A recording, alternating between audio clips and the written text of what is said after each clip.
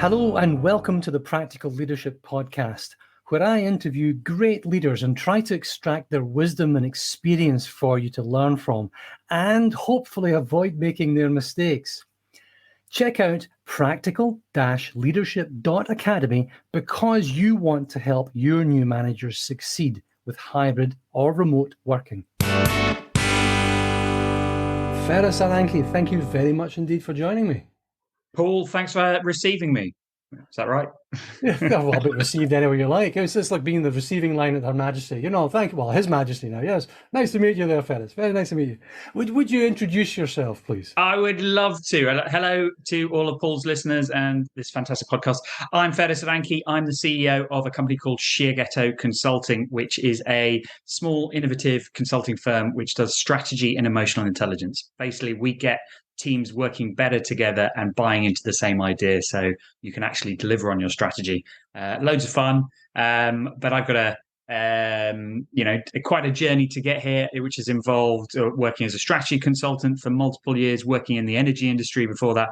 And a long time ago, Paul, I started as a high school teacher, teaching the two glamorous subjects of maths and economics around the world. So hopefully that will give me a range of stories to share with you today. I think that's a decent foundation. That's definitely a decent foundation. I mean, Centrica, Ernst & Young, Beringa, and yes, I mean, where else do you want to go from? Yeah, certainly. Plenty of company experiences and different companies, but also when you're a consultant, you go in and out of organizations. So That's the thing. Absorb a lot of information. That's one of the reasons I love it. And you unashamedly borrow good techniques and learn about bad techniques so that you don't recreate them. So I like to think I'm a walking encyclopedia of good and bad management practices. Well, there's the good artists borrow, great artists steal. I'm an unashamed thief of other people's good ideas, with credit, of course, where you can remember where you found it. Of course. Absolutely. And in terms of the bad practices, oh my God! I mean, I've always thought that there is a trail of destruction left behind. Well, me in particular, but every bad manager out there. A trail of destruction. All these people that you were experimenting on unwittingly and unknowingly over the time, trying stuff out. What was the point in your illustrious career where you first ended up being a manager? Manager of people? It depends how you define manager. Go on then. If I'm honest, when you asked me that question earlier in our prep call, I was like, it's probably going to be when I transitioned at Centrica into managing a team of call center agents. At Centrica, they had a fantastic thing where you had to work on the shop floor at some point early on in your career, and before you got into sort of more cerebral jobs. And so I transitioned from being a call center agent into running a team of 20 agents. And that was a baptism of fire. Paul, I remember my first meeting, I did one-to-ones with everyone in the team. And there was this older chap who'd been a call center agent for 30 years, whose opening sentence to me involved multiple swear words, which along the lines of, "What the hell have you got to teach me? You're not even old enough to shave." So it was a very tough confrontational to inspire, motivate, and lead those people. But actually, the reason I reflected is, do you know what? The reason I could handle that conversation was because for 5 years I'd spent every day managing 30 little people into learning. And they'd bring their challenges every day. They would bring their reasons they couldn't do their work. They would need motivation, inspiration. So actually being a teacher was fantastic for secretly teaching me how to manage others. My mum was a teacher for, 35 years, something like that. She retired as a head teacher. Yeah. And it's one of the reasons I got into digital learning, and I'm a consummate learner. I call that myself. I like to learn lots of new things. I have huge respect for teachers, given that I've got 2 small children right now, and the amount of crap that they have to go through, the work that is involved in the prep, and they're constant. It's like they're being on stage. I mean, managers, leaders are on stage anyway. You're always performing, not necessarily faking anything. I don't mean that, but you are there as a presence and present, and being present all the time is very tiring. But, well, with 30 little people, Aye, good. What's your biggest takeaway from that? How did you transfer? How would you advise somebody? What would you take away from being a teacher and then advise somebody being a new manager? I think the transition. I learned very many valuable lessons as a teacher. One is which transfer as a manager. One was be prepared for anything.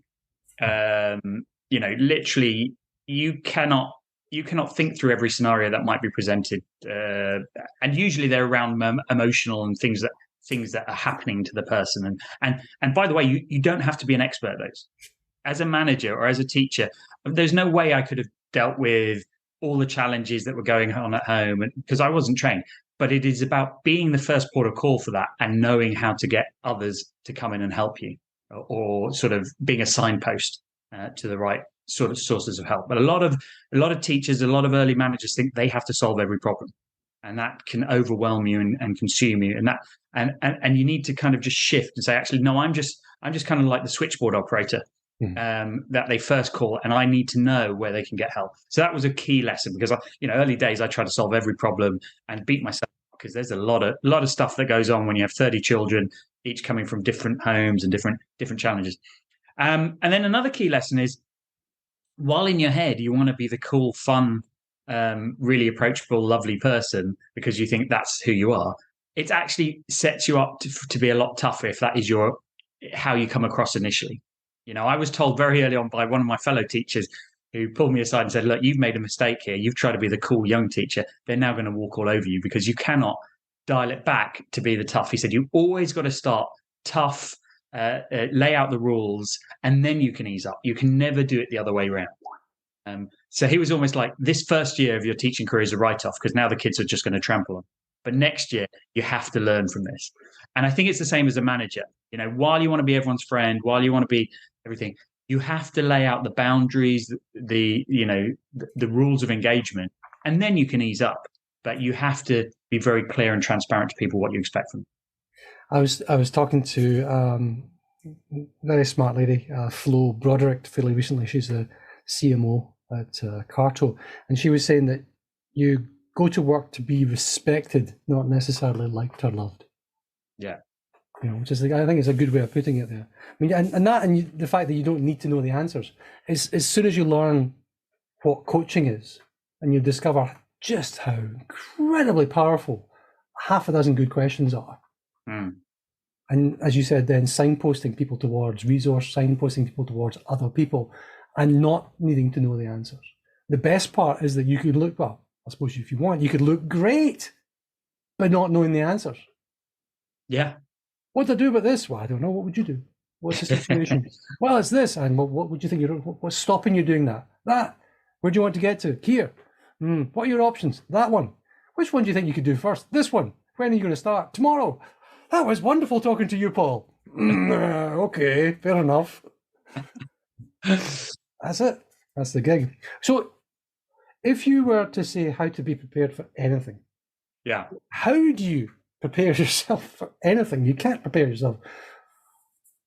Well, you can't. I mean, you can, right? I do a lot of pre-mortems with companies nowadays, which is a pre-mortem is you pick something, and I can see you're not, but you pick something and assume it's failed, and then you run through all the reasons it might have failed. So you could do an element of that, but and a healthier bit of that is to be prepared. But what I mean by being prepared is more on your side, your own self-awareness, your own self-preparedness. Like I said, my initial reaction when all these challenges came at me was, I must solve all these things. And part of it was addressing why was I reacting like that, and kind of understanding myself and putting in place some techniques to go, actually, that's okay. I don't need to do that. So, so it might be that you really stress out. So how do you calm yourself? Or it might be that you become super frantic. So how do you keep focus? Right. So a lot of that being prepared for anything is actually understanding yourself and applying some self-management. So I think being for early managers, a lot of it is about learning more about yourself as much as it is about managing your team. Physician, heal thyself, first of all. Yeah. I mean, a lot, I think, of what leads from knowing yourself leads you then into understanding other people. If you really want to understand other people, you have to start with knowing yourself, because you are other people. in many ways, shapes, or forms. But you need to do that. You need to build those relationships. Yeah. And I think it can take a very long time to build a good enough relationship where you get to the point where you can have those sorts of conversations, or people will come to you. Now, do you think is there a way of building relationships faster? Oh, 100%. A lot of what I do today is about building relationships very quickly, because companies, teams are far more successful when people are all collaborating, working well, and there's a level of trust. Now, what's the simplest way to build a relationship quicker? It is the fact, find something you have in common with the other person. Really, really simple technique. When two human beings find something they have in common, they are more likely to work well together, or better together, I should say. And it can be anything. So a really quick exercise I do with every team, or at the start of every meeting, is literally get into a pair, get into a three, and you've got 5 minutes. You have to find the most interesting fun fact that connects the 2, 3, 4 of you. And the team that comes back with the most interesting fact, it can't just be we're all human beings, will win a small prize. Right. So this gets the creative juices going. It gets teams to sit there going, right, what foods do you like? What films do you like? Which countries do you travel to? They literally rattle through in 5 minutes about a week's worth of conversations. And suddenly Brilliant. you've got people going, and that will form the conversations after the meeting in coffee groups for the rest of the week. And, you hand out a small box of chocolates or whatever. But the real prize is suddenly you've got 20 people who maybe only knew each other a little bit or not at all, having a whole bunch of conversation starters and reasons to look out for each other and just care a bit more about the other person. I love that. So find something in common. I mean, that goes to, what's this? It's Robert Cialdini on influence and persuasion. And one of the big things that people like is liking. I want to agree with people who are like me. Yeah. So this is the social aspect of it. What else could you do to shorten that relationship building time? So, I mean, these are simple things. So find ways to connect and find joint tasks to work on. The sooner you stop looking at each other in the eyes and you're both looking at the same thing together, the quicker you'll develop a relationship. Right. And I think we all know this. We've all seen this. You think of the job interviews you've been to in the past, or things where you start, or a first date or something, and it all starts with, oh, who are you? Where are you from? And then suddenly you start talking about, oh, don't you hate it when this happens? And so you move from the eyeballing each other to a shared experience or working on a common thing. So the sooner you can introduce that. And as a manager, what's great is you have the lever to introduce those tasks to your team. Right? So sometimes I call these sometimes speed bumps. I encourage new managers to create small tasks, even if they're not necessary, to bring people together. Right. And it's why people often groan at team bonding sessions, because they're the kind of clunky version of these. But that's why they're effective. And I actually sometimes say to teams, I don't care whether you like or hate this, you will grow closer at the end of it, even if it's just for your shared hate of me and this stupid activity. And they all laugh, and then they'll get to the end. And that's why I have senior executives doing stupid things like kung fu, in fields. I have them singing at the top of their voice, even if they hate it, because I know they will be closer for it after the small task. Yeah. The singing thing, actually, I think is incredible. I mean, I love my music, and I've been doing amateur dramatics forever, singing and dancing and musical theatre and all that sort of stuff. But I had a wonderful singing coach come to a team event once, and she had us all singing, and we were doing like 3-part harmony. And this is just a random bunch of people that I've hired over the course of a few years. There was 20 of us or something like that. And oh my golly gosh, the bonding, the positivity. And the song was good as well. What was it? So the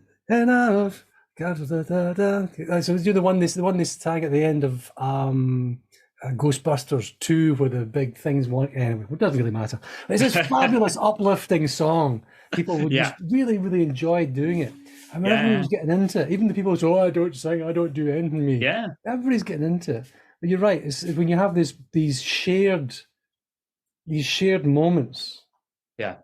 That's incredibly powerful. Wonderful. I like that. So how do you build a relationship per day? That's a fast way of doing it. Okay. Yeah. Was there an event or mistake, perhaps, that taught you a lot? Oh God, yeah, loads of them, and they still happen all the time. But um, do you know what? Yeah, and it depends what kind of learning you think. I've had events where I've screwed up massively, and most of these events are where I failed. I'll be honest with you. Um, I was I was on another podcast. I know you shouldn't talk about another podcast when you're on a podcast, but I was on another podcast recently, Paul, which was called "The 10 Greatest Lessons You've Learned in Your Life." Hmm. Initially, I went on this podcast and I thought, I don't have 10 lessons to share. And I started jotting down lessons I'd had in my life. And when I looked down at the piece of paper, there was about 42. And I went, oh, now I have to pick 10 of these. But the common theme between all 42 was they were all when I'd screwed up massively. Oh, something had gone wrong. Not very few of them when were positive, when a massive positive thing had happened and I'd learned from it. And that's the reality of life, right? You trip up, you learn. And actually, I do a lot of training, coaching at the moment, and I actively use this as a way to accelerate learning. Like, I bruise egos very early on. I set tasks that are designed for people to not succeed, so that you pique their interest to actually learn and go, do you know what? Maybe I'm not as good as this as I thought I was. I should pay attention here.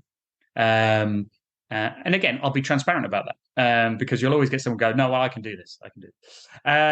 So yeah, I could literally reel off loads of failed activities. So I guess what kind of learning are you after? And I can dig up an experience from my past where I've failed that has given me a learning in that arena. Do you know what? I think what you just said was actually meat enough. There we are.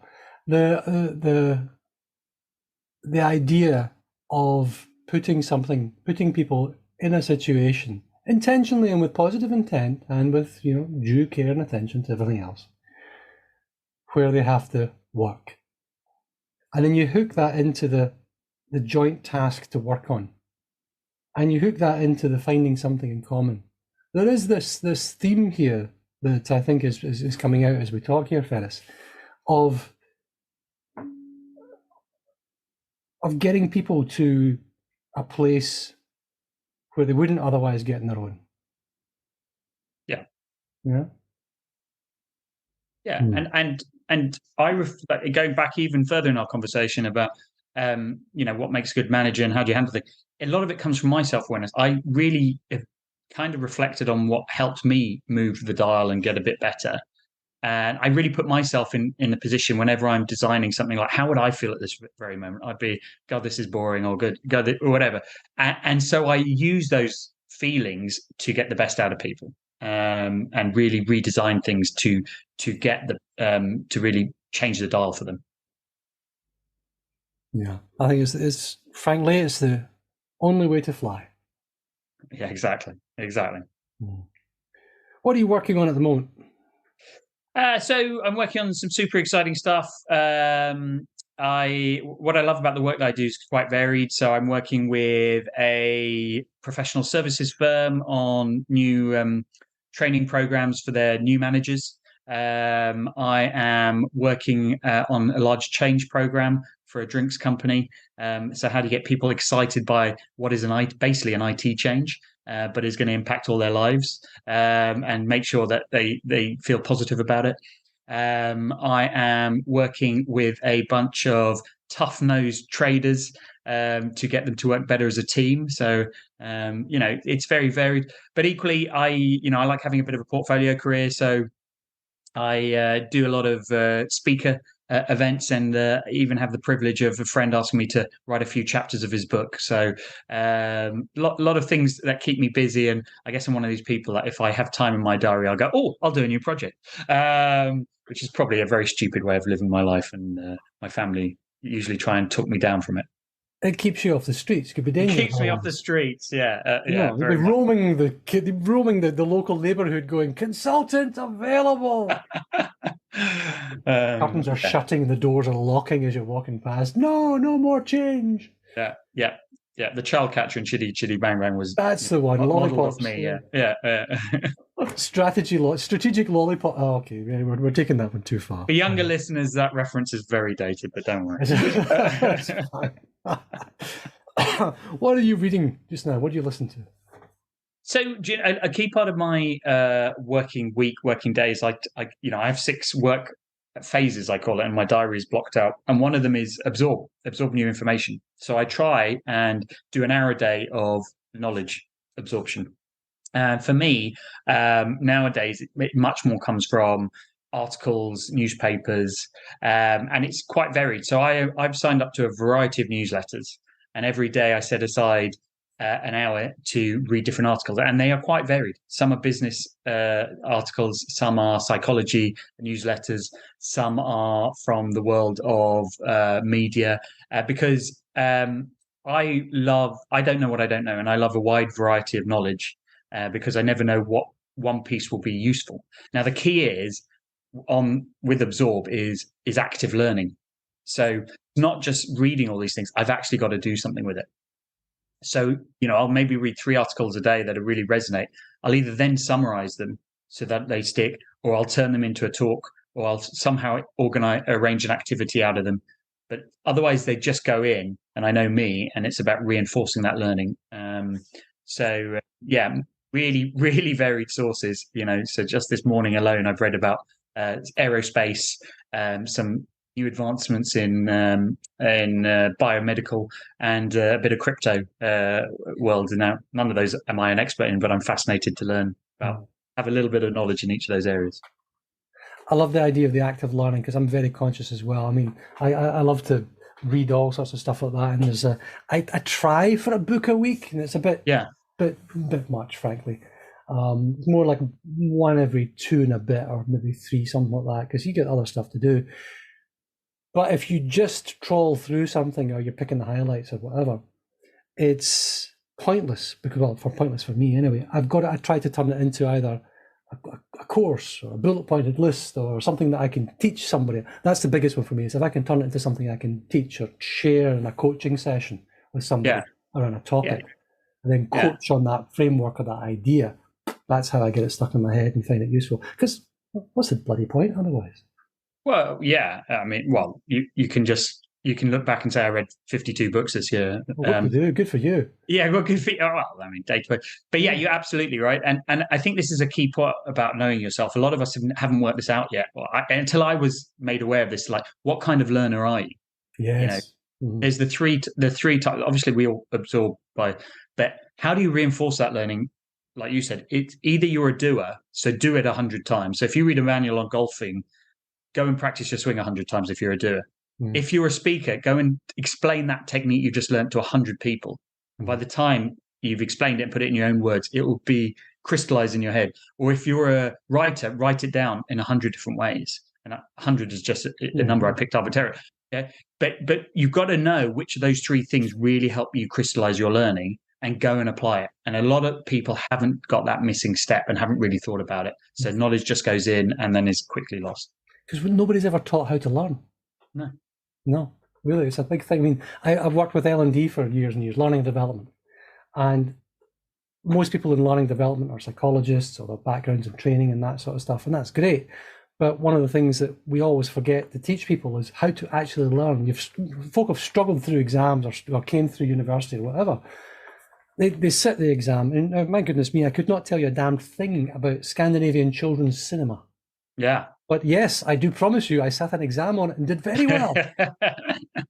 It's how to learn. Exactly that point. It's a very good point. And you were telling me earlier before this podcast about one of your excellent training programs where you've broken it down into bite-sized 25-minute segments. And I love how the balance is 5-10 minutes of learning and then actually applying it or coaching around it, right? Because that should be the balance. Absorb a little, practice a lot. And you think how we're taught at school, it's actually sit and absorb for 2 hours, and then go and do some homework on it on your own without any help or guidance. All right, okay. And thankfully, at the moment, I mean, there's lots of people talking about how bad our schools are and all that. But thankfully, at the moment, my experience with my kids is that it's very action oriented. It's very the bias is for using the thing. They're not sitting there doing "Je suis tu es nous sommes vous êtes." They're actually learning. Hello, my name is, and how about you? Sort of stuff. They're actually doing it. Yeah. Hopefully, long may that continue, because my kids are only in junior school just now. They're moving up. I don't see it continuing, unfortunately. I think I can imagine the high school is back to, and this is the table of elements that we will now memorize, name, but that sort of nonsense. Hopefully not, but we'll see. What would you like to thank younger Faris for doing? Well, I would like to thank him for taking the risks that he took. I wouldn't be here today without putting myself into some uncomfortable positions, which at the time I really was like, why am I doing this? But I now have a mantra, which is run towards the wrecking ball, because I, in hindsight, can look at all the benefits I got from taking that risky step, which at the time, now I wouldn't consider risky, but for 13-year-old me, going and talking to someone who, I felt was like, oh my God, my world's going to end, to, 17-year-old me going off, traveling around the world and living in a random country and these sort of things. I'm really glad that I took those risks and I'm reaping the benefits today. Lastly, then, your coordinates. How can people find you? They can find me by just tossing a coin in the sky. No, throwing a dart. Throw a dart. The best places are come and visit my website, company website, which is www.shiageto.com, and Shiageto is Shiageto. Or the other really great place that I hang out a lot is LinkedIn. So Faris Aranki, look me up and let's just keep the conversation going there. Faris Aranki, thank you very much indeed for joining me. Thank you very much, Paul Morton. That's a wrap. Thank you for joining me today. Your homework is to leave your 5-star review, and please, any comments you have, you really help me to improve every day, and it also helps people to discover me online. You should check out practical-leadership.academy because you want to help your new managers succeed with hybrid or remote working.